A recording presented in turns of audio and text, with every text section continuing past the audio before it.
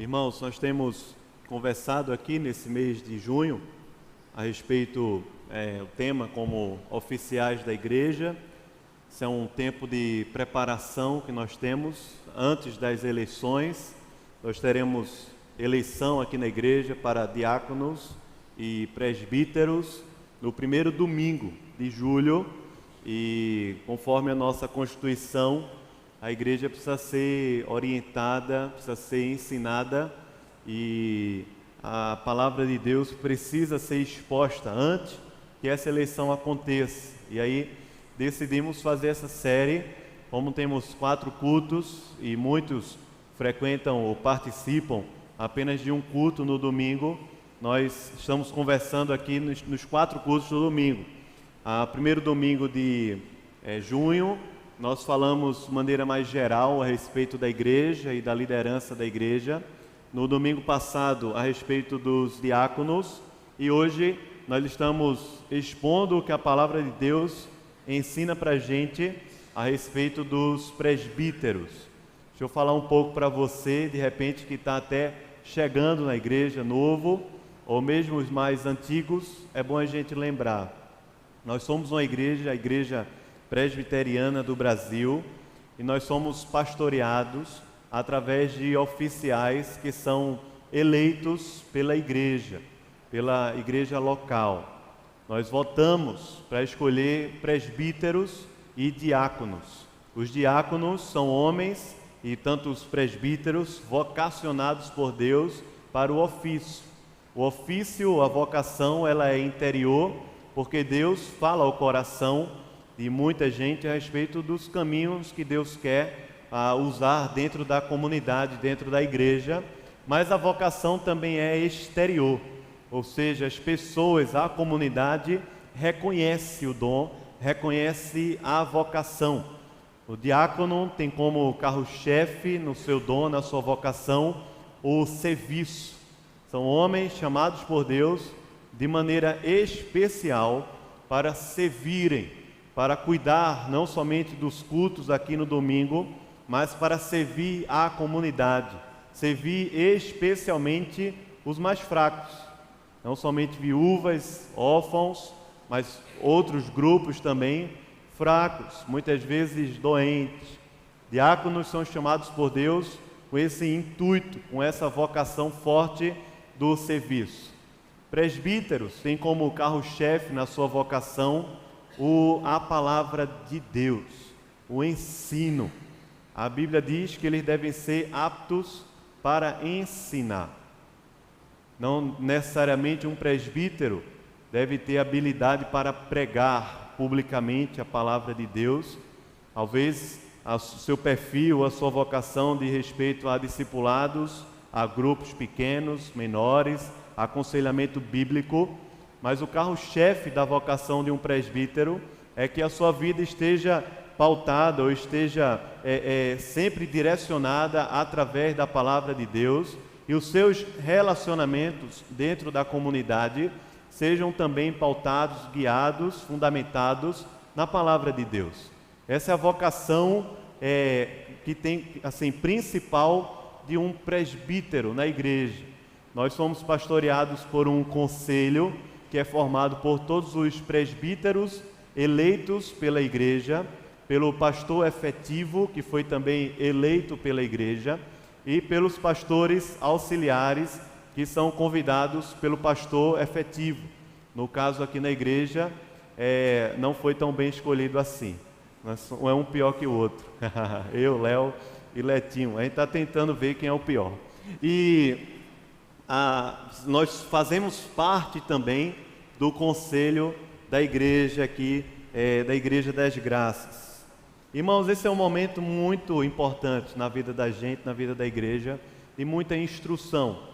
Você que foi batizado, você que foi recebido aqui na igreja, talvez até esse ano, batizado, se tornou membro da igreja, você vai ter um papel de votar. No primeiro domingo de julho, você vai se apresentar. Nós vamos ter a eleição durante os 4 cultos, vai funcionar de 8 da manhã às 19 horas, com um pequeno intervalo no período da tarde.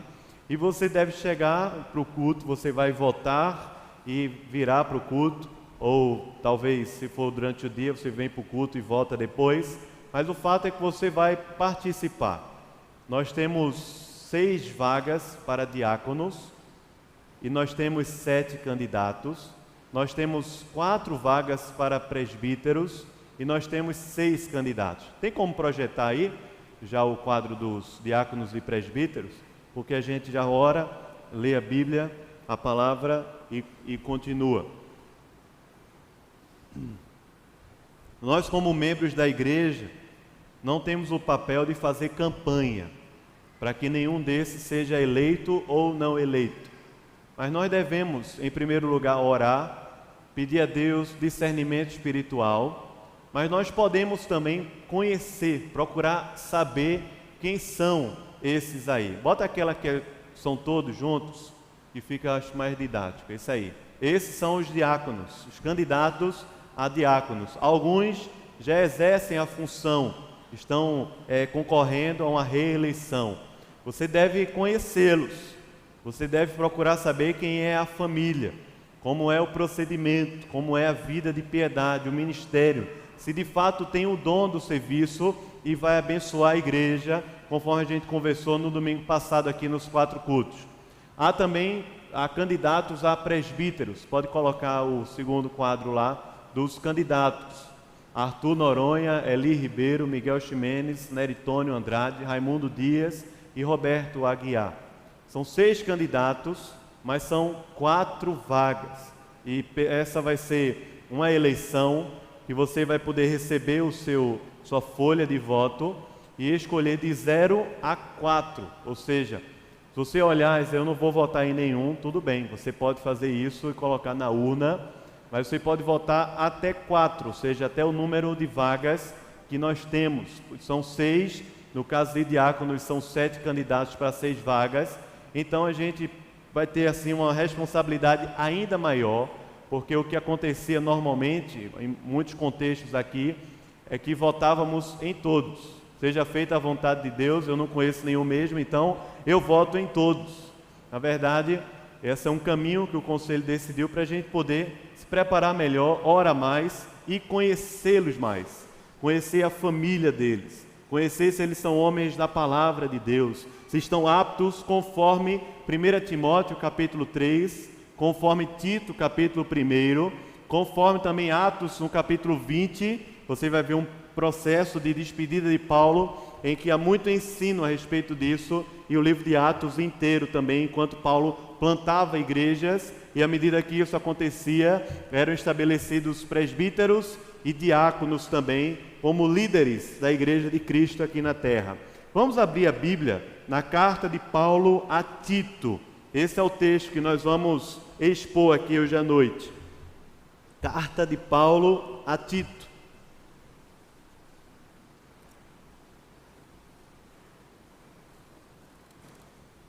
Dentro desse contexto que nós estamos vivendo,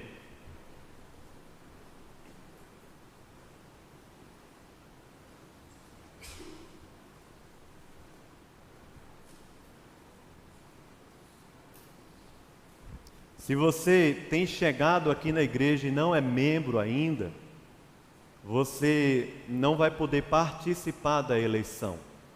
Mas se você tem chegado aqui de uma outra comunidade e quer se tornar membro, já tem ao menos 6 meses, no mínimo, que tem participado aqui com a gente, você deve procurar um presbítero da igreja e conversar com ele para saber como se tornar membro da igreja. Talvez você chegou na igreja e não é batizado, não é membro de nenhuma igreja evangélica, você também pode se tornar membro. De repente, Jesus tem alcançado seu coração, você quer se batizar, você pode procurar também um presbítero e ele vai lhe orientar como é o processo para que a gente possa fazer aqui o batismo e a pública profissão de fé. E participar assim, não somente da ceia, mas participar também das assembleias que nós temos como igreja. No caso, nós teremos agora de diáconos e presbíteros. Tito capítulo 1, nós vamos ler dos versículos 1 ao 9. Os primeiros 4 versículos é apenas uma introdução da carta que Paulo faz a Tito, e nós vamos nos deter especialmente dos versículos 5 a 9, onde Paulo orienta Tito a respeito do estabelecimento de presbíteros na igreja. Vamos ler, irmãos? Tito, capítulo 1. Se tiver alguém sem Bíblia aí perto de você, você pode ajudar essa pessoa para que ela leia também. Todos possamos ler a palavra do Senhor. Ele diz assim: Paulo, servo de Deus e apóstolo de Jesus Cristo, para promover a fé que é dos eleitos de Deus e o pleno conhecimento da verdade, segundo a piedade, na esperança da vida eterna, que o Deus, que não pode mentir, prometeu antes dos tempos eternos e, em tempos devidos, manifestou a sua palavra mediante a pregação que me foi confiada por mandato de Deus, nosso Salvador. A Tito, verdadeiro filho, segundo a fé que é comum, graça e paz, da parte de Deus Pai e de Cristo Jesus, o nosso Salvador. Vamos ler de forma alternada agora, até o 9, tá bom? Por esta causa te deixei em Creta, para que pusesses em ordem as coisas restantes, bem como em cada cidade constituísses presbíteros, conforme te prescrevi.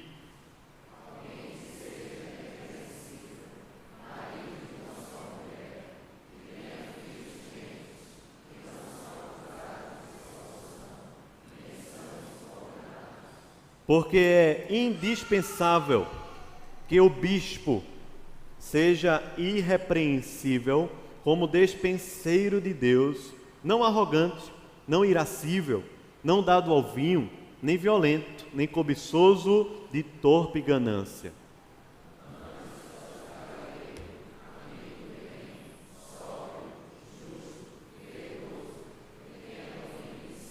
Apegado à palavra fiel, que é segundo a doutrina, de modo que tenha poder tanto para exortar pelo reto ensino, como para convencer os que o contradizem. Amém.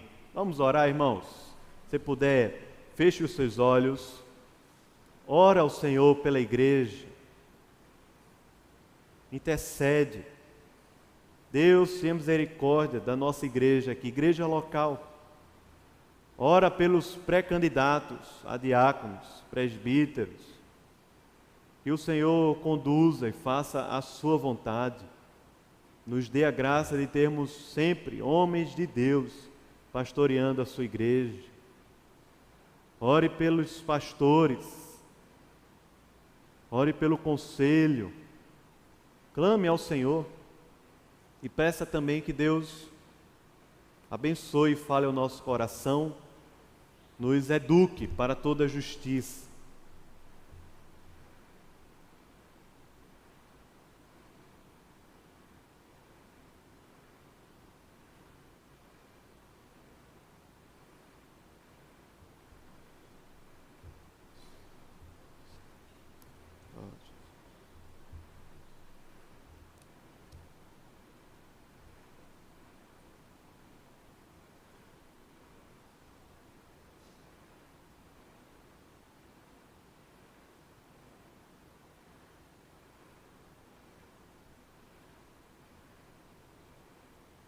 Senhor, nós queremos te adorar, Pai, te louvar pela tua palavra. Ela é fonte de vida. Ela é nela que nós podemos conhecer o Senhor. Muitas vezes ser corrigido, disciplinado, muitas vezes consolado, exortado, Senhor, a caminhar mais, a perseverar mais.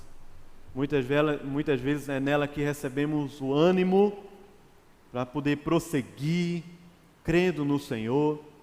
Ó Deus, olhando para o Senhor, que é o autor e consumador da nossa fé, com os olhos postos, firmes em Ti. Ó Deus, muitas vezes é por ela que o Senhor nos salva, abre os olhos do coração e o morto passa a viver, é regenerado, é justificado, é santificado pelo poder do Teu Espírito e da Tua Palavra, Pai. Ela é poderosa, Senhor. Muitas vezes é por meio dela que o Senhor também nos educa, nos ensina.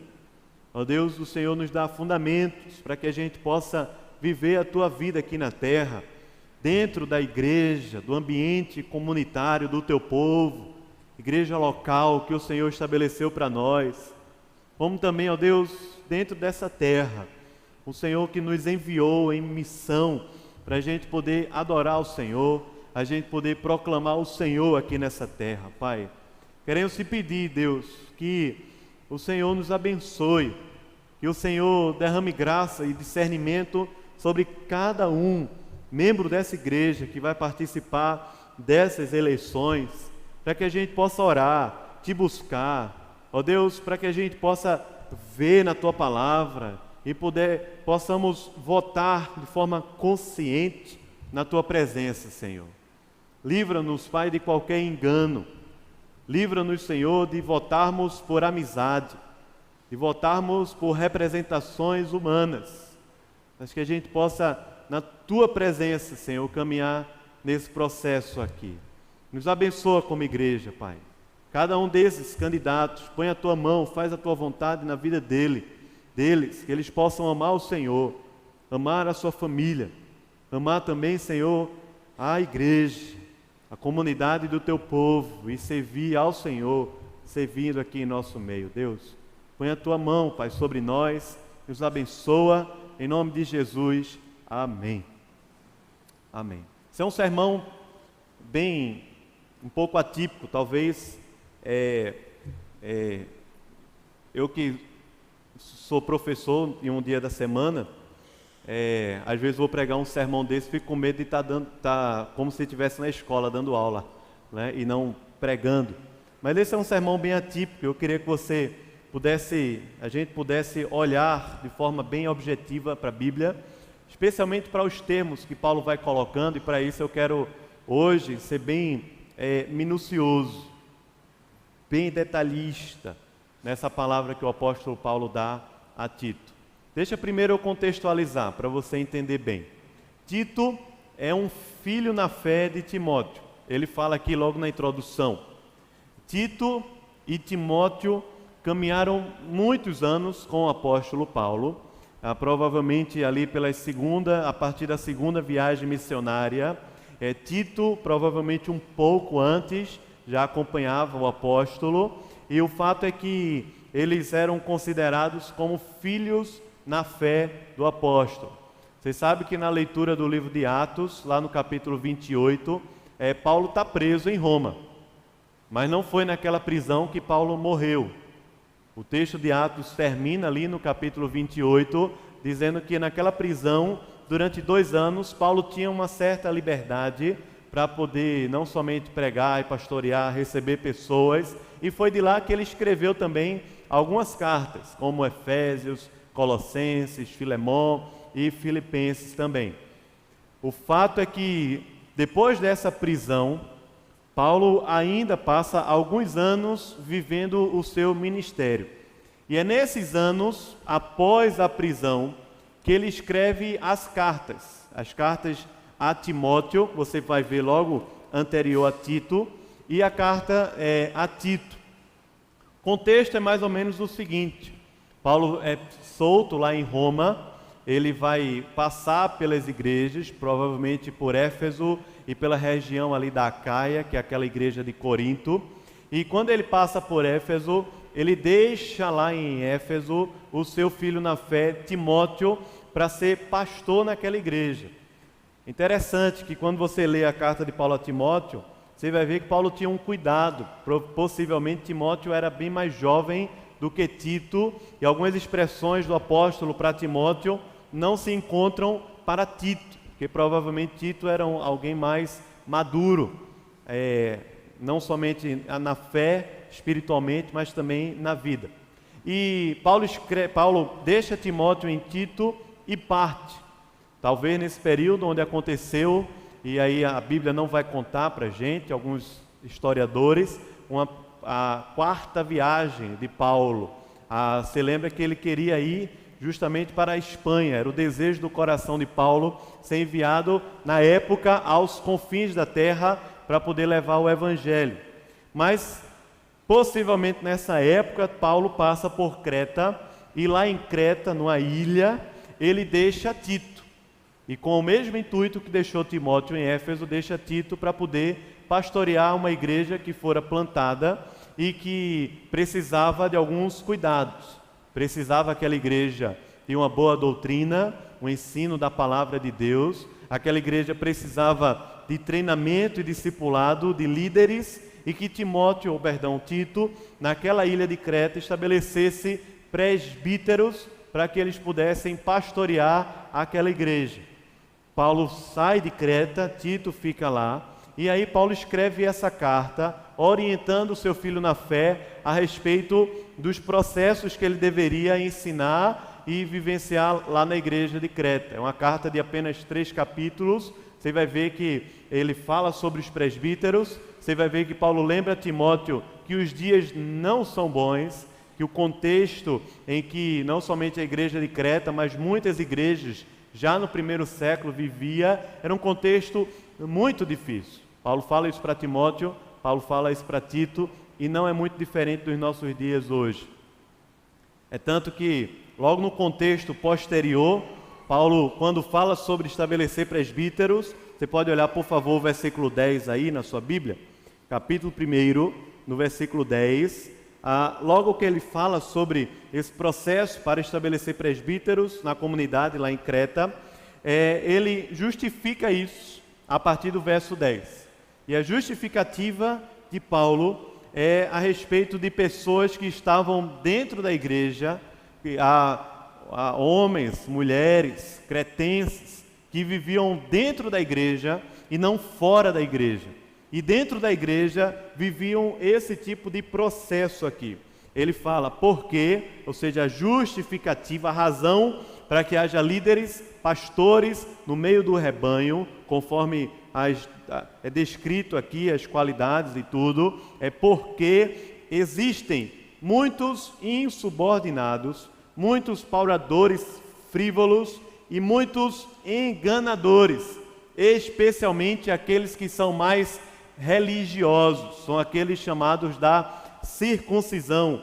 Paulo diz para Tito assim: é preciso tomarmos postura diante de Deus, fazê-los calar.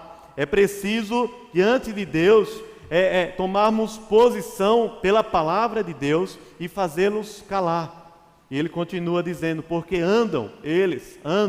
esses líderes, essas pessoas dentro da igreja, andam pervertendo casas inteiras, com um ensino equivocado, ensinando o que não devem, porque eles só querem ganhar, torpe ganância. Foi mesmo dentre eles um seu profeta, ele usa aqui um adágio popular, e de que disse, cretenses, sempre mentirosos, feras terríveis, ventres preguiçosos. Esse ditado popular foi traduzido para o Brasil, de que forma você sabe, não é? É o jeitinho brasileiro. Brasileiros, ventres preguiçosos, sempre mentirosos e tudo mais. Os cretenses eram assim. Tal testemunho é exato, é isso mesmo. Portanto, repreenda-os. Tito, repreenda-os. Liderança da igreja, líderes de pequeno grupo, repreenda-os severamente, para que sejam sadios na fé, ou seja, para que sejam restaurados e possam viver uma vida cristã madura. E não se ocupem com fábulas judaicas, não se ocupem com ensinos equivocados, religiosos, a respeito da palavra de Deus, nem com mandamentos de homens desviados da verdade, ou seja, nem com mundanismo, nem com expressões da libertinagem, da graça dentro da comunidade. Ou seja, repreenda-os severamente para que eles nem se estabeleçam para o lado da religiosidade vã e vazia, nem tampouco para a libertinagem da graça, aqueles que são insubordinados e são desviados da verdade.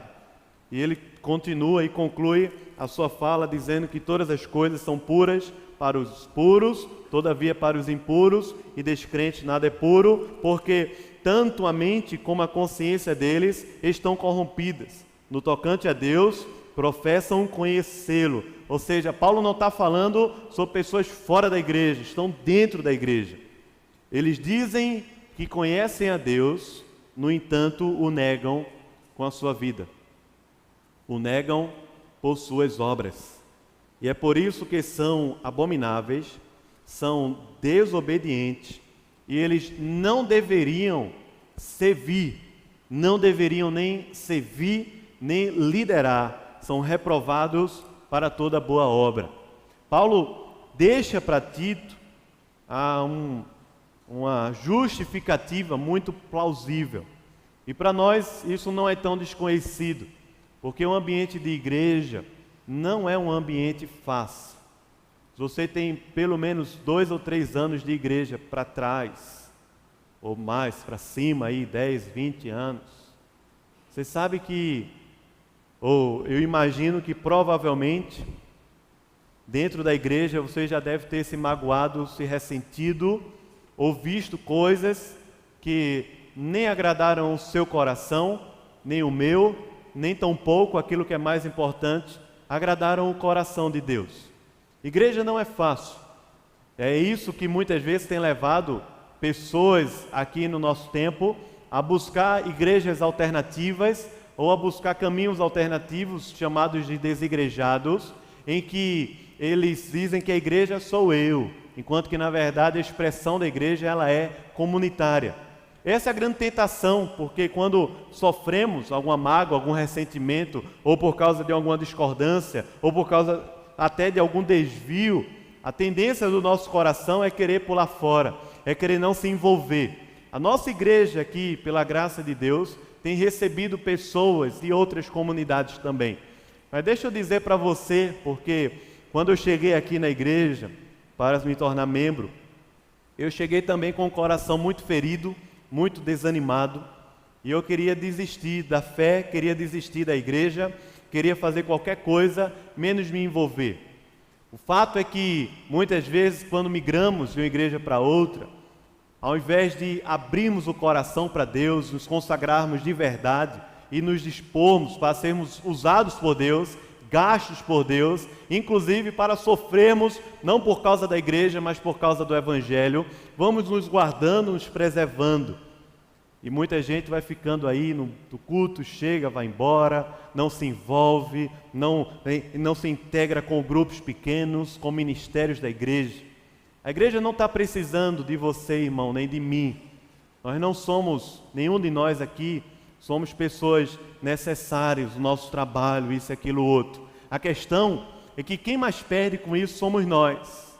Quem mais perde, quem mais sofre à medida que nos afastamos, querendo nos preservar, somos nós, porque o caminho de Deus, a Tito, é que é vontade de Deus e é plano de Deus e é proposta de Deus para a terra, essa coisa chamada de igreja. Mas é verdade, Paulo não deixa barato, não nega que o ambiente é difícil, é complicado. Tem pessoas dentro da igreja que professam conhecer Deus, mas o negam por suas obras. Talvez nem conheciam a Deus de verdade, ao Evangelho de Jesus. Precisa se converter, precisava se converter ao Senhor de verdade. De verdade. Há lobos, há pessoas mais mal intencionadas também. Mas o fato é que o caminho de Deus para que a igreja se desenvolva, para que a igreja seja sempre guardada na palavra, o caminho de Deus para que a igreja seja preservada por Deus, pela palavra e pelo Espírito, é através de líderes. Líderes que já são apresentados aqui no Novo Testamento como ofícios para poder pastorear a igreja, para poder pastorear-nos, cuidar da nossa vida, cuidar da nossa saúde espiritual, para poder, pela palavra de Deus também, nos orientar, muitas vezes nos disciplinar, muitas vezes puxar a nossa orelha. Mas não puxar a nossa orelha por questões pequenas, ou por organizações, por isso e aquilo, mas puxar a nossa orelha especialmente por causa da palavra de Deus. Preste atenção, porque Paulo está falando sobre o ofício de presbítero, e o presbítero no Novo Testamento é pastor da igreja. Ele é pastor. Você vai ver que tem 3 palavras no Novo Testamento, no grego, que elas muitas vezes estão falando a mesma coisa. é o pastor, é o presbítero e é o bispo. Lá em Atos, no capítulo 20, Paulo vai usar as três expressões: presbíteros, bispo, e também diz que a função desses dois, de ambos, é pastorear a igreja do Senhor Jesus Cristo. Aqui em Tito, ele usa no versículo 5 que Tito deve constituir presbíteros, e logo no versículo 7 ele diz que o bispo seja irrepreensível. A partir do século II da era cristã, e daí para frente, a expressão do bispo foi ganhando uma outra conotação dentro da igreja, conotação de um supervisor de área, de uma igreja maior, de uma área maior. Usam como inspiração para isso o próprio apóstolo João, que pastoreava não somente em Éfeso, mas toda aquela região ali da Ásia Menor. Mas a Bíblia não fala do ofício de bispo como sendo alguém acima do pastor ou do presbítero, líder de área ou líder de várias igrejas. Interessante, porque as duas expressões têm o mesmo significado, mas origens diferentes. O presbítero, o significado dele é originado da mentalidade hebraica do Antigo Testamento. O presbítero é um ancião no meio da igreja. Não somente um ancião porque tem cabelos brancos, mas um ancião porque é um homem maduro espiritualmente, é um homem de Deus, usado por Deus para pastorear a igreja. A origem da expressão do presbítero é a ideia do ancião, o experimentado não somente na vida, mas experimentado na palavra, na vida com Deus, na devoção, na piedade, na família, como Paulo vai falando aqui. Mas a ideia do bispo, o episcopos, no grego, é originária da cultura grega. Ela não é originária da cultura judaica, como o presbítero, mas da cultura grega. Paulo, quando está pastoreando e plantando igrejas, fazia parte da igreja dos gentios, a maioria pessoas que não eram judeus, mas fazia também parte da igreja alguns judeus que se convertiam ao evangelho de Jesus. E o fato é que quando Paulo está abordando as duas palavras, ele está falando sobre a mesma coisa, mas está alcançando públicos diferentes para que ambos possam entender. A função de um bispo, de um supervisor, não é de um superior que está analisando se os pastores e presbíteros estão exercendo a sua função, mas a ideia de um bispo é tanto um presbítero como um pastor que está no meio da igreja, envolvido com a igreja, que, como se dizia muito antigamente, aquele que tem cheiro de ovelhas, que está no meio, que não supervisiona de fora, de longe, mas que participa, que cuida, que vive a vida da igreja, que está envolvido na igreja. E daí um excelente caminho para a gente avaliar tanto a nossa vocação, se Deus nos quer como presbíteros, vocês que são homens aqui estão me ouvindo, como também para a gente poder ter discernimento e votar. Presbíteros, por vocação, são pessoas que estão envolvidas na igreja, envolvidas com o povo de Deus. E a marca do seu envolvimento é a palavra, é o ensino, é a vida com Deus, é a piedade, é a exortação, é a admoestação, é a educação na justiça, é a palavra de Deus. Mas aí Paulo fala para a gente alguns pré-requisitos, que alguns, ou pelo menos o primeiro aqui, aborda a questão familiar, especialmente, Paulo fala isso com muito cuidado. Depois Paulo fala a respeito de caráter, a respeito de qualidades e virtudes que estão ligadas ao caráter cristão de alguém que deve ser reconhecido como um presbítero. E depois Paulo fala sobre a função, a funcionalidade, porque o presbítero é alguém que, através do seu ministério, ele vive e expressa, e interpreta e prega, e ensina e discipula pela palavra de Deus. De forma muito didática, nesses três processos, Paulo fala para Tito. Olha, por favor, o primeiro ponto aqui, no versículo 6. Paulo diz que presbítero deve ser alguém que seja o quê? Você está lendo aí? Eu não ouvi. Deve ser o... Exatamente, agora eu ouvi. Irrepreensível. Em que sentido Paulo está falando aqui? E depois ele vai aplicar aonde ele deve ser irrepreensível. Irrepreensível, o sentido aqui é alguém que na sua conduta prática não tenha nada que o reprove. Nada. E nessa conduta prática, Paulo fala da família e Paulo fala das virtudes do caráter de um presbítero, de um ancião no meio da comunidade. Primeiro ponto, sobre o fato de ser irrepreensível, Paulo diz que ele deve ser marido de uma só mulher. Certo? Presbítero deve ser alguém casado uma só vez, com uma só mulher. Não é alguém que tem casos, não é alguém que está sendo pego em adultério, não é alguém que tem uma vida promíscua, não é alguém que tem fatos escondidos no coração, na vida, não foram revelados. É alguém que, no âmbito da família, no âmbito da sexualidade, do casamento, é fiel à sua esposa.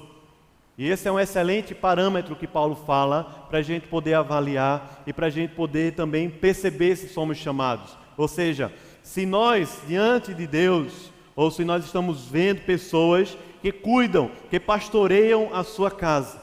O princípio espiritual, Paulo fala a Timóteo. 1 Timóteo, no capítulo 3, Paulo diz, o princípio espiritual do fato de ser irrepreensível dentro de casa, é que se o homem não pastoreia a própria casa, como é que ele vai pastorear a igreja de Deus? Esse é o fato, esse é o princípio. Se não pastoreia a casa, a família, a esposa, os filhos, como vai pastorear a igreja, a família de Deus? E diz que deve ser marido de uma só mulher, não somente isso. Os filhos também devem representar essa vida com Deus, essa cultura do Evangelho dentro de casa. Veja só, porque aqui é a vez que Paulo fala sobre filhos crentes. E essa coisa pega muita gente. Eu tenho certeza que você já pode ter ouvido alguma coisa sobre isso. Talvez até depois você vai querer me questionar e perguntar. Preste atenção, porque a palavra no grego que é usada aqui é a ideia de fidelidade, fiéis, leais. Se nós pensarmos que a ideia aqui de filhos crentes são crentes mesmo, de verdade, salvos, nós vamos esbarrar justamente na doutrina da eleição. Ou seja, se nós pensarmos que o homem de Deus, ele, para ser presbítero, tem que ter filhos crentes, salvos, convertidos verdadeiramente, nós vamos trabalhar a seguinte hipótese: se eu for um homem de Deus, batizar meu filho na infância, naturalmente ele vai ser crente de verdade, eu não preciso nem me preocupar. Só que o fato não é esse, o fato é que nós batizamos os filhos na infância e continuamos pregando o Evangelho para eles, até que eles possam, de verdade, conhecer a Cristo. O que acontece com muitas famílias dentro da igreja, especialmente presbiterianas, é que batizam o filho na infância e deixam o filho ser guiados pelo mundo. E aos domingos, ou uma vez na semana ou outra, na igreja, com algum tipo de contato com o Evangelho. E muitas vezes os filhos estão vivendo muito mais no mundo, ou muito mais, andando muito mais no caminho das trevas, e nunca conheceram Jesus, mas continuam frequentando a igreja no domingo, e os pais, por causa disso, acham que os filhos são crentes. Mas o fato é que a expressão aqui de Paulo a Tito é que não é a respeito de filhos que são crentes necessariamente, mas a filhos que são bem criados. E ele fala de dois pontos importantíssimos na criação dos nossos filhos. Ele explica aqui essa ideia. Então Paulo não está falando que o filho tem que ser crente de verdade, mas é verdade o fato de que se nós não cuidarmos, como Provérbios fala, não criarmos o filho, a criança, não educarmos no caminho que ela deve andar, quando ela ficar mais velha, ela vai seguir o seu caminho. Mas se nós criarmos, ela não vai se desviar dele.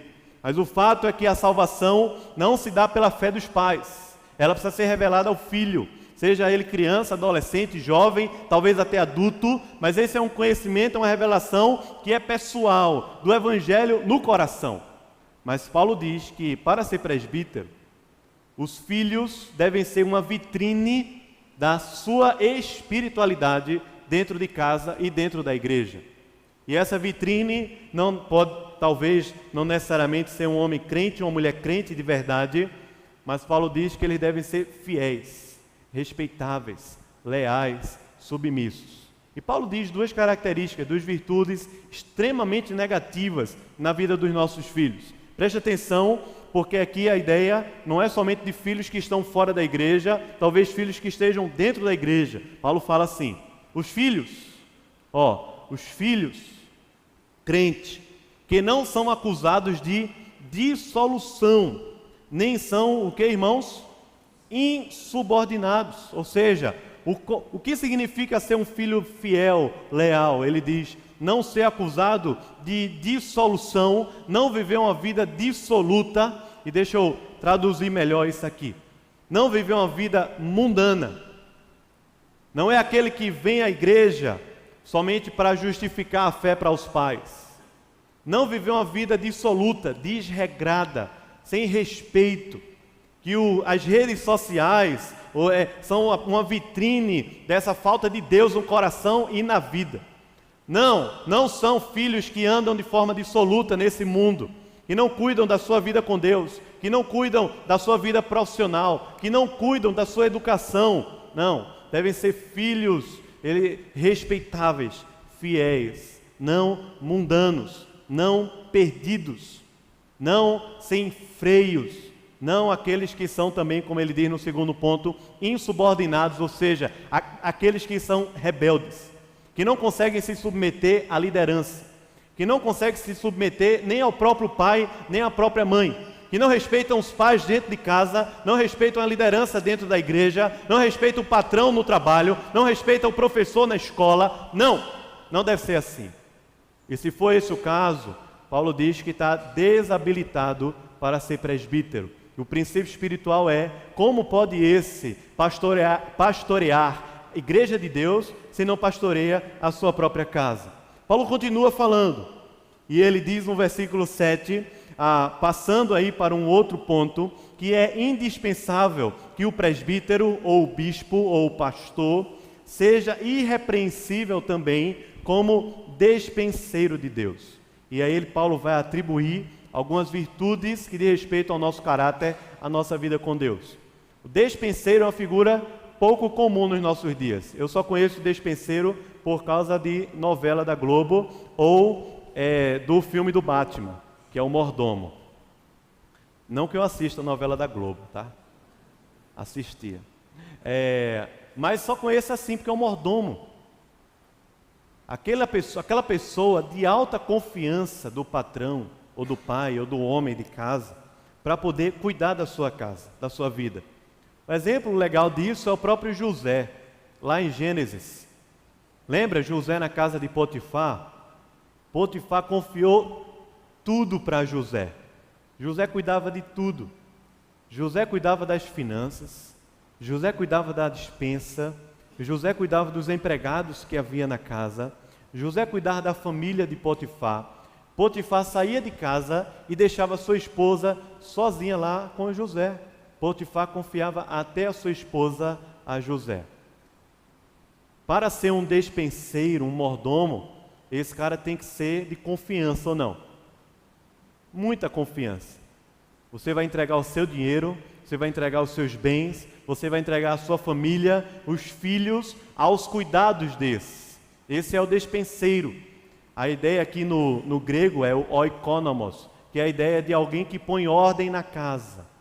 É o homem que é chamado para pôr ordem na casa. Ok. Presbítero não é chamado para ser mordomo do pastor, nem muito menos dos membros da igreja. Presbítero não é eleito para representar um grupo dentro da igreja. Nós vivemos sim um governo eclesiástico representativo, mas nós não votamos para que ele seja o meu representante ou o representante do meu ministério no conselho da igreja. Presbítero não é mordomo nem da igreja, no sentido aqui de um ou de outro, nem tampouco do pastor. Ele é um mordomo de Deus. De Deus. Jesus diz assim, lá em João capítulo 15, que chama os seus discípulos de amigo e diz a ele que a amizade é isso. Tudo que o Pai me dá, eu dou a vocês. Tudo que o Pai me revela, eu revelo para vocês. Tudo que o Pai compartilha comigo, eu compartilho com vocês. Presbítero é o líder chamado por Deus para ser mordomo de Deus no meio da família de Deus. Ou seja, nós que fazemos parte da igreja, somos a família de Deus, estamos sendo pastoreados por presbíteros. Esses homens são chamados por Deus para cuidar da nossa vida, da nossa saúde espiritual, da nossa caminhada com Deus, para pastorear, estar junto da gente, para a gente poder conhecer mais a palavra e conhecer mais a Deus. E aí ele fala de algumas virtudes que estão ligadas a essa fidelidade do despenseiro de Deus. Você pode olhar comigo mais uma vez para o texto, por favor? A partir do verso 7, ele diz que o bispo, o presbítero, deve ser irrepreensível como um mordomo de Deus no meio da igreja. E esse homem, ele, com o caráter e as virtudes que estão ligadas a isso, ele diz, algumas negativas, ele diz, não deve ser o que, irmãos? Leia aí, por favor. Arrogante, ou seja, não é uma pessoa orgulhosa, que tem o seu próprio caminho, que tem a sua própria voz. Aquele que, por causa do seu orgulho e da sua arrogância, muitas vezes anda sozinho, porque nem a família aguenta mais, nem a igreja, nem o trabalho, nem ninguém. Arrogante é aquele que é o prepotente, acha que pode vencer e fazer tudo sozinho, pela força do seu braço, pela força do seu nome, do seu sobrenome, da sua família, da sua conta bancária. Não deve ser arrogante. O que mais ele diz? Não deve ser o que, irmãos? Irascível, ou seja, não é um homem que é dominado pelas suas emoções, pela sua raiva, pela sua ira, pelos seus ressentimentos. Não deve ser um homem que não sabe perdoar. Não é um homem que fica no meio da comunidade ameaçando um e outro. Não é um homem que age por ira, mas age por mansidão, age por causa de Deus, por causa da palavra de Deus. Verdade que nós podemos nos irar e não pecar. Mas esse tipo de ira que não peca é aquela expressão da ira de Deus contra o pecado. Mas aqui Paulo diz que o presbítero não deve ser um homem dado à ira, a discussões, arrogante. Um homem que não é piedoso. O que é que ele diz mais? Um homem não deve ser dado ao quê? Ao vinho. Não deve ser regido por vícios. E ele fala do vinho, nós podemos aplicar aqui a uma vida dissoluta com qualquer outro vício que possa existir na vida da gente. Não é alguém que a sua festa, a festa da sua casa, da sua família, é regida pelo álcool, é regida pelo mundanismo, mas a sua festa, a sua alegria e a sua celebração é regida pela presença de Deus dentro de casa. Porque se não tiver presença de Deus dentro de casa, não vai ter dentro da igreja, através do seu ministério. Preste atenção, porque a coisa é muito séria. Não é alguém que está dominado, que a festa, que a vida é através desse Deus do vinho. Essa idolatria ao álcool, para que a gente possa festejar e se alegrar aqui na terra. Não deve ser dado ao vinho. O que mais ele diz? Não deve ser o quê? Violento. Muito ligado à ira, mas aqui há aquela violência que já é expressa, tanto na linguagem como na ação, na atitude. Não deve ser um homem violento. E depois ele diz que não deve ser o que, irmãos? Nem cobiçoso de quê? Torpe ganância. Não é um homem que é regido pelo vinho, também não é um homem que é regido pelo dinheiro. Igreja não é plataforma de poder. Igreja não é plataforma de prosperidade através de cargos e funções. Igreja é ambiente de gente que bota a toalhinha no ombro e se inclina para lavar os pés uns dos outros, inclusive o de Judas. Não é um homem que é regido por dinheiro, por torpe ganância, como que através da igreja pudesse se autopromover ou conseguir alguma coisa que não conseguiu lá fora. Igreja ou presbíteros, líderes, não são regidos pelo dinheiro, amam ao Senhor, não são guiados por ansiedade, não são guiados pelo dinheiro, pela avareza, que a Bíblia diz que ela é a idolatria, o amor ao dinheiro é a raiz de todos os males. Versículo 8, ele diz algumas qualidades e virtudes positivas. Primeiro ele diz o quê? Que o presbítero deve ser o quê, irmãos? Hospitaleiro. Interessante porque naquela época eu acho que isso falava muito mais ao coração, ao entendimento. O hospitaleiro é alguém que tem muitas vezes até o dom de receber pessoas dentro de casa, incluí-las na sua família. Naquela época, as pessoas, muitos até pregadores do evangelho, viajavam de cidade em cidade e eram recebidos pela igreja, recebidos por homens hospitaleiros. Mas o princípio espiritual que rege a ideia da hospitalidade é esse coração pronto para receber pessoas, para agradar, ou não para agradar a homens, mas para cuidar. Que está pronto para receber gente dentro de casa, para poder cuidar de pessoas dentro da sua própria casa. São hospitaleiros. O princípio espiritual é que, se não somos hospitaleiros dentro de casa, como seremos na igreja? Pessoas que estão chegando aqui na igreja precisam ser bem recebidas. É verdade que não é somente por pastores e presbíteros, por todos os membros da igreja, mas é virtude cristã de um líder poder receber pessoas no seu coração, na sua vida, para partilhar o pão e a vida de Deus, enquanto convive, enquanto recebe, dorme, a casa está aberta. Deve ser alguém hospitaleiro, gosta de estar com gente, gosta de receber, gosta de cuidar, de trazer para perto de casa. Diz mais, por favor, olha aí o versículo 8, ele diz, deve ser amigo do bem. Olha o contraponto aí com o violento. É alguém que é amigo do bem, amigo de fazer o bem. Não é alguém que é regido pelo seu temperamento colérico, alguém que está sendo regido pela ira, pela violência, mas é regido pelo bem. Esse bem não é somente aqui a ideia de caridade ou do comportamento politicamente correto, mas é o bem de Deus, é a vida de Deus na prática, não somente na teoria, mas na prática.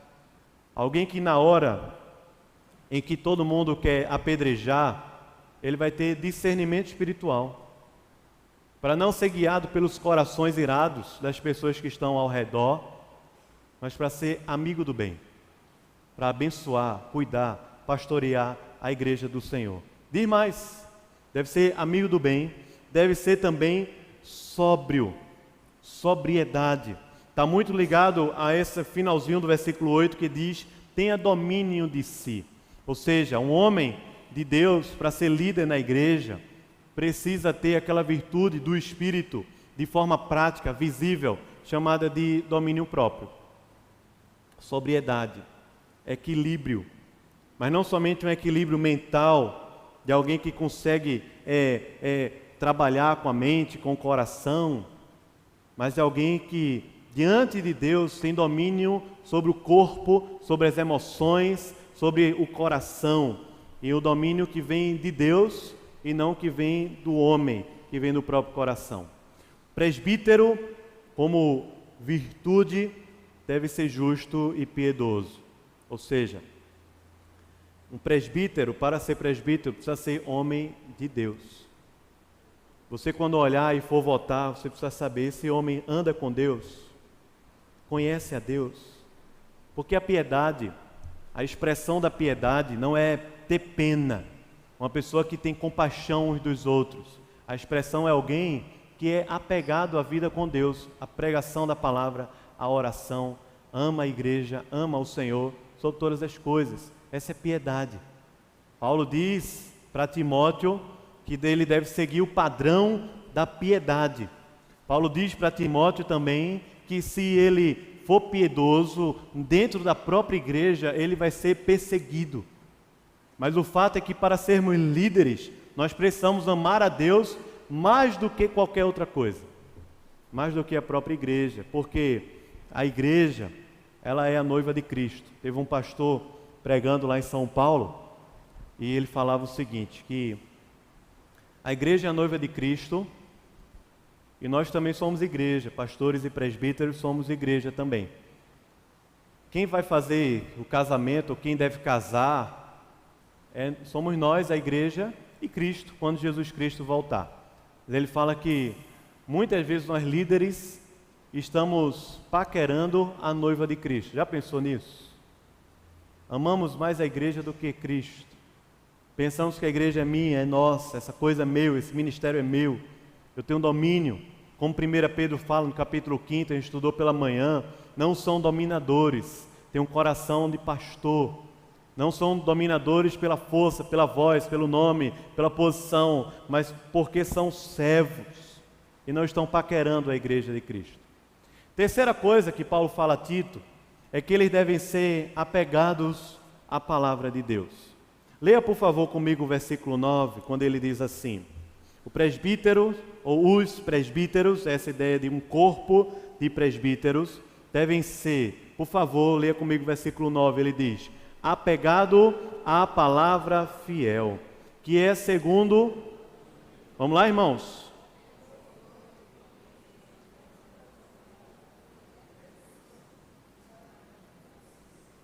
Foi uma beleza essa leitura. Vamos de novo. Versículo 9, ele diz: apegado à palavra fiel, que é segundo a doutrina, de modo que tenha poder tanto para exortar pelo reto ensino, como para convencer os que o contradizem. Ou seja, o carro-chefe do presbítero é o ministério da palavra. E aqui ela tem duas funções ligadas. O ministério da palavra, que é ligado à doutrina. Paulo não está falando de doutrina do século XVI. Doutrina do Evangelho, doutrina da palavra. Não estou dizendo que a do século XVI não era. A preocupação dos reformadores era justamente o resgate dessa doutrina apostólica, a doutrina do Evangelho. O conteúdo é o Evangelho. O conteúdo é a palavra.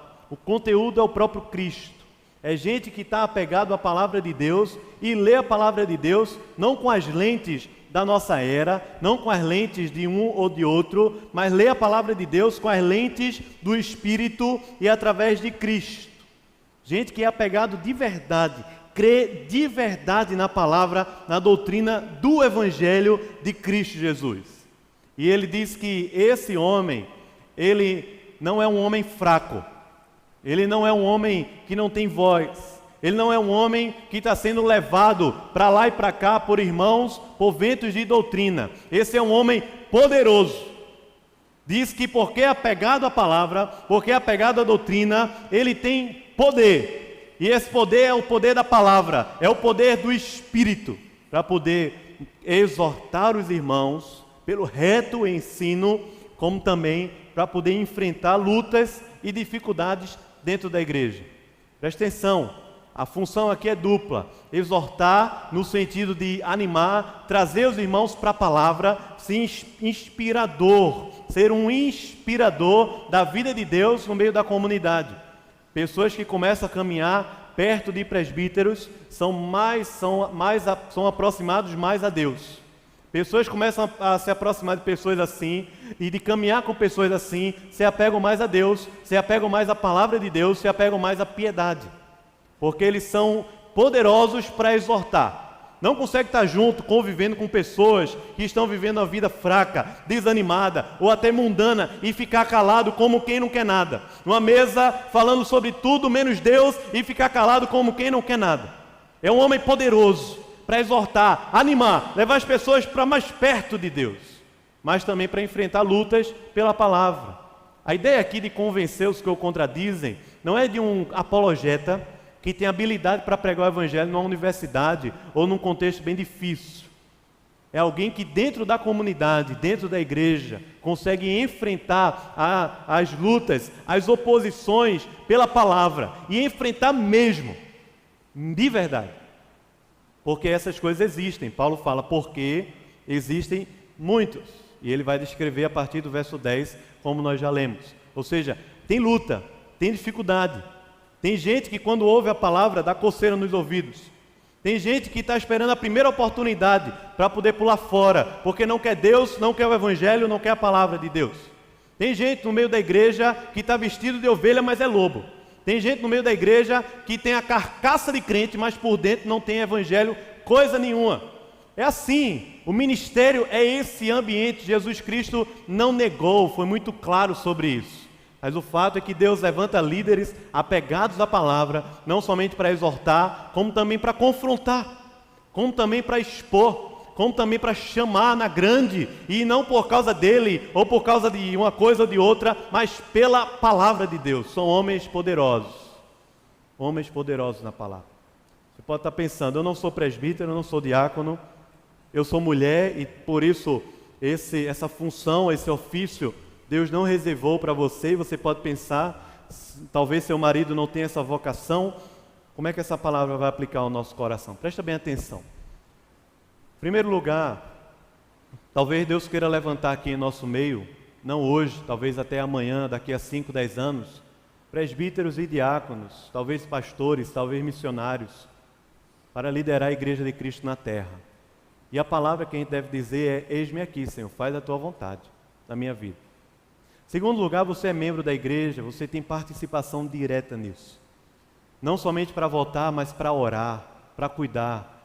O autor de Hebreus, no finalzinho, diz que esses homens que estão ligados ao ministério da palavra devem ser cuidados pela igreja. E esse cuidado não é somente financeiro, esse cuidado é um cuidado espiritual muito maior. De orar, de caminhar junto, e muitas vezes de puxar a orelha da gente por causa da palavra de Deus. Em terceiro lugar, a gente está vivendo um período na nossa igreja muito especial para a gente poder votar e observar, segundo a palavra de Deus, em quem a gente vai votar, em quem a gente vai eleger para presbítero e para diácono. Em quarto lugar, a gente precisa entender que essa igreja, a igreja de Jesus nessa terra, não é qualquer coisa, não é pastoreada e regida de qualquer maneira, não tem um bispo que manda e desmanda. Nós somos pastoreados por Deus, pelo Espírito, pela palavra, e através de um corpo coletivo de homens de Deus que são chamados a compor, na multiforme graça de Deus, um conselho que não nos representa como lá no sistema republicano, mas que representa Deus na terra, que representa a vontade de Deus, o discernimento de Deus, a graça de Deus. E a estes homens nós devemos orar, nós devemos submissão, nós devemos amar, nós devemos abraçar, nós devemos nos aproximar, para que através desse relacionamento a gente possa também viver a vida de Deus. Mas em último lugar, não pensa que essas virtudes é só para quem é líder e presbítero, irmão. Não pense. Se você é crente, como eu, nós somos chamados a andarmos com Deus de verdade. Não somos chamados a vivermos uma vida promíscua sexualmente. Você que está namorando, não é casado ainda, preste atenção. Não é vontade de Deus a prostituição. Não importa a sua idade, a sua experiência de vida, não é vontade de Deus. Nós somos chamados a andar com Deus de verdade, a ter compromisso sério, verdadeiro com Deus, não quando nos tornamos líderes. Eu não vou mudar, fazer o caqueado de que ando com Deus para me tornar diácono, presbítero, pastor. Isso é uma coisa que é autenticada na vida, na história de vida da gente. Nós, como cristãos, somos chamados a andar com Deus de maneira séria, a vivermos a nossa família de maneira séria, a cuidar dos nossos filhos, não para que eles se percam, não para que eles sejam insubordinados, não para que eles sejam guiados pela libertinagem, mas que sejam guiados pelo respeito, pela palavra de Deus e pela cultura do Evangelho. Não para serem rebeldes, serem insubmissos, libertinos, para serem pessoas de Deus na terra. Mas é verdade que aqui há muitos filhos que não são pais ainda, e talvez essa palavra seja para você, porque você é filho e está vivendo uma vida de libertinagem, uma vida de dissolução, uma vida de rebeldia. E talvez já está se programando aí para o São João botar para quebrar.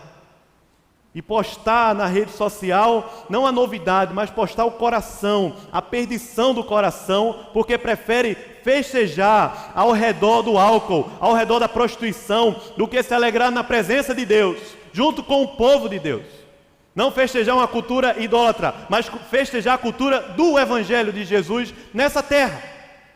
Essa palavra é para todos nós.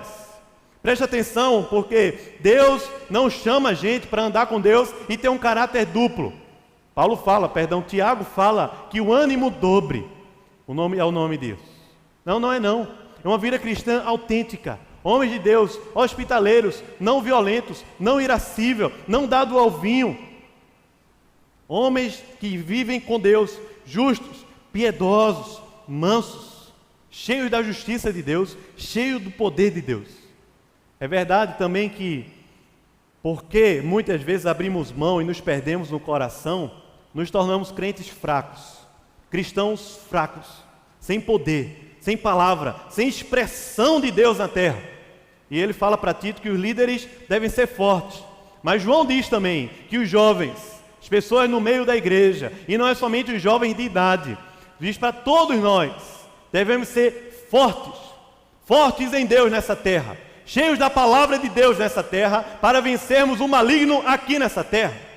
O fato é que, porque tem um santo crente fraco, que não consegue amar mais a Deus, e não consegue mais ler a história da sua vida, pela narrativa do Evangelho, pela narrativa de Deus, e não consegue mais amar a palavra de Deus, a oração, a vida comum. Vivemos um cristianismo fraco e medíocre nessa terra. E não sabemos nem ao mesmo nos alegrar em Deus coletivamente. Não sabemos nem ao menos evangelizar, nem ao menos discipular, nem ao menos fazer uma devocional, buscar a Deus dentro de casa. Por causa disso, vivemos um cristianismo fraco, vivemos uma igreja fraca e é uma voz fraca nessa terra de Recife. Por isso que Deus não está dizendo que é para os líderes andarem com Deus. Mas a palavra diz que é para todos nós que somos crentes, que amamos ao Senhor, que temos Jesus no coração de verdade, que fomos batizados pelo Espírito, andarmos com Deus de verdade nessa terra, na nossa casa, na comunidade dos fiéis e no mundo. Não para agradar a homens, não para expressar somente uma aparência, mas para legitimar aquilo que existe no coração. É a vida piedosa verdadeira, de consagração completa a Deus. E se não conseguimos consagrar, ou entregar, ou nos posicionar, ou nos humilhar diante de Deus, é porque talvez nunca houve evangelho no coração, ou talvez a cegueira espiritual é tão profunda que a gente não consegue perceber mais. Mas esse é um chamado de Deus para todos nós, chamado à consagração, a vida piedosa, a expressar o Evangelho, a palavra, na prática, na vida. Não somente alguns, mas todos. No entanto, especialmente aqueles que são chamados para ser líderes. Você que é líder de pequeno grupo, a quem muito é dado, muito será cobrado. Essa palavra é para você também, porque você pastoreia o rebanho. Líderes que não são homens e mulheres de Deus, dentro de ambientes pequenos, lideram pequenos grupos, mas não conhecem nem Deus de verdade, nem a palavra. Lideram grupos pequenos, mas vivem uma vida de promiscuidade, de libertinagem, de insubordinação, de rebeldia. Lideram grupos pequenos, mas não conseguem nem ao menos amar a igreja, amar a liderança da igreja. Essa palavra é para todos nós também. Que Deus tenha misericórdia de nós. Nós precisamos orar. Fecha os teus olhos, vamos orar ao Senhor. Fecha os teus olhos aí. Irmão, ora ao Senhor de verdade, mas agora não ora pela igreja, como nós começamos aqui orando no início. Ora pela sua vida, ora pelo seu coração.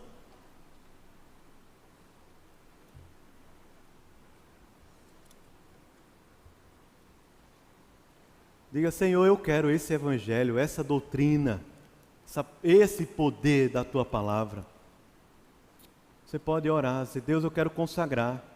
Eu estou vendo a vida troncha, eu quero me consagrar. Eu não estou mais lendo a Bíblia, eu quero me consagrar. Eu não tenho mais andado com o Senhor, eu estou frio, seco, eu quero me consagrar.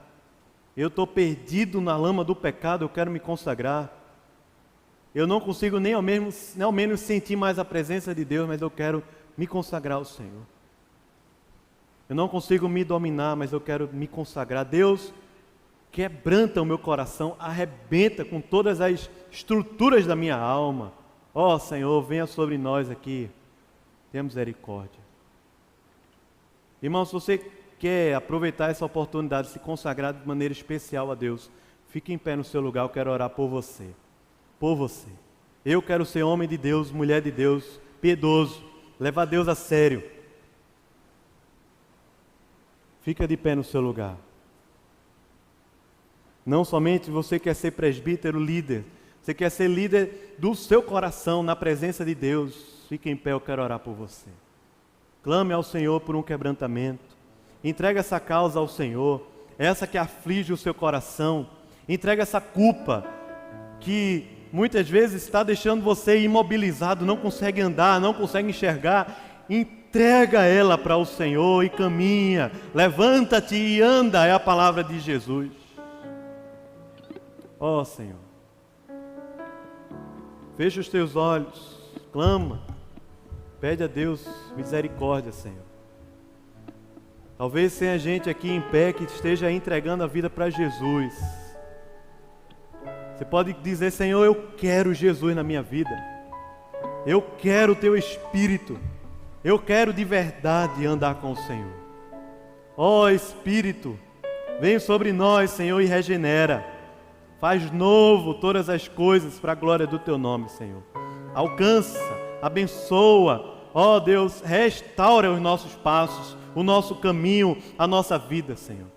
Livra os nossos pés da queda, do engano, da malícia. Livra, Senhor, o nosso coração da carnalidade, do pecado, da religiosidade vã e vazia. Senhor, aviva a Tua obra aqui em nosso meio, Deus. Vem sobre nós. Dá, Senhor, que a gente viva mesmo de verdade, com seriedade, com compromisso, amando ao Senhor, amando o Teu povo, amando a Tua obra, a Tua palavra, aquilo que o Senhor ama. Ó Senhor, nos ensina a amar o que o Senhor ama e abominar o que o Senhor odeia, Deus. Abençoa-nos, Pai. Toma a nossa vida em Tuas mãos, enche-nos com o Teu Espírito, com o Teu poder, com a Tua palavra, em nome de Jesus. Ó Senhor, visita-nos, abençoa-nos. Queremos entregar a nossa vida ao Senhor, Pai. Não queremos ser cristãos frios, fracos. Queremos mesmo ser fortes no Senhor, na Tua palavra. Ó Deus, corrija-nos. Disciplina-nos, educa-nos na Tua justiça, Senhor, em nome de Jesus, amém.